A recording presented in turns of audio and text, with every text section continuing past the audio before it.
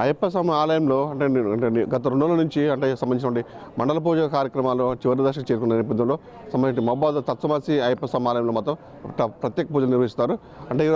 నిన్నటి నుంచి కూడా లక్ష పుష్పార్చన కార్యక్రమం ఉపయోగం చేసిన నేపథ్యం వాళ్ళ చివరి రోజు కావడంతో మొత్తం వాళ్ళ నుంచి ఉదయం నుంచి ఉదయం 3 గంటల నుంచే సంబంధించిన గణపతి హోమం నుంచి మొదలుకొని ఈ ప్రత్యేక పూజలు కలశాభిషేకాలు మరియు సంబంధించినటువంటి స్వామివారికి చేసినటువంటి అభిషేకాలు కూడా అభిషేకాలు కూడా మొత్తం దేదీప్యమానం జరుగుతున్నాయి.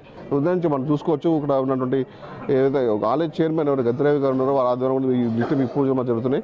అయితే ఇవాళ మధ్యాహ్నం ఈ పూజలు తాంత్రిక పూజలు సంబంధించిన కలశాభిషేకాలు అయిపోయిన తర్వాత కూడా సంబంధించినటువంటి మధ్యాహ్నం మహాన్నదాన కార్యక్రమం చేస్తున్నారు. ఆ మహాన్నదాన కార్యక్రమం చేసిన అనంతరం కూడా నిత్యం పూజలు జరుగుతున్న నేపథ్యంలో సాయంత్రం పూట గత 6 కూడా సంబంధించినటువంటి ఆలయం సంబంధించినటువంటి ఉత్సవ విగ్రహంతో పాటు అయ్యప్ప ఉత్సవ విగ్రహంతో నగర సంకీర్త కార్యక్రమం మహబాద్లో నుండి పురవీధుల గుండా కూడా మహబాద్లో ఉన్నటువంటి ఆలయ సంబంధించినటువంటి పురవీధుల గుండా ఉన్నటువంటి ఈ ఉత్సవ విగ్రహంతో మొత్తం బయలుదేరి నగర సంకీర్తతో పాటు అయ్యప్ప స్వామితో నృత్యాలు చేసుకుంటూ మొత్తం అయ్యప్ప స్వామి కొలిసి మొత్తం మళ్ళీ ఆలయం చేరుకుంటారు.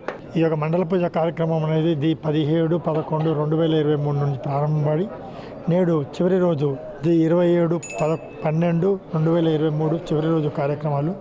ఇవాళ 4 గంటలకు గణపతి హోమంతో మన ఆలయంలో ఈ యొక్క కార్యక్రమం స్టార్ట్ అయింది. ఈ యొక్క కార్యక్రమం ప్రారంభించబడింది. అలాగే ఇలా అభిషేకాలలో ప్రత్యేక అభిషేకాలు, అష్టాభిషేకం, నవకలశాభిషేకంతో పాటు స్వామివారికి ఇవాళ కనకాభిషేకం కూడా ఉంటుంది. తర్వాత అలంకరణ తర్వాత తీర్థప్రసాద వినియోగం అనంతరం కూడా ఇలా మండల పూజ చివరి రోజు కార్యక్రమంలో భాగంగా మహా అన్నదాన కార్యక్రమం అనేది ఇక్కడ ఏర్పాటు చేయడం జరిగింది.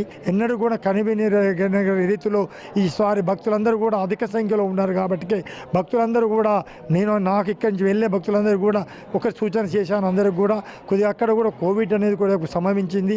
ఆ కోవిడ్ జాగ్రత్తలు గతంలో మనం చూసుకున్నాం.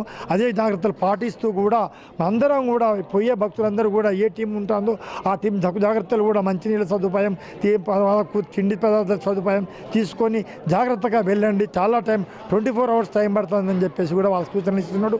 అక్కడ ఉండే భక్త ట్యాంక్ బోర్డు సభ్యులు కూడా కేరళ రాష్ట్ర దేవస్థాన బోర్డు సభ్యులు కూడా తగు జాగ్రత్తలు ఇస్తున్నారు, తగు సూచనలు చేస్తున్నారు. భక్తులు పోటీతీరు సందర్భంలో కూడా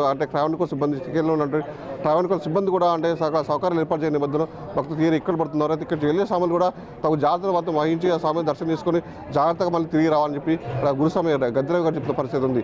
ఇది ఇక్కడ పరిస్థితి. వీడియో శ్రీరంతో మధుబిక్ టీవీ, మహబూబాబాద్.